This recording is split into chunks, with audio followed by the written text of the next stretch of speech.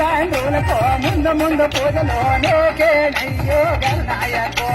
ఏ పూజలయ్యో గణనాయకో దాండులకో ముందు పూజలోనే కేనయ్యో గణనాయకో ఏ పూజలయ్యో గణనాయకో కరికపోసమాల కన్నూరు పువ్వుల పుష్ప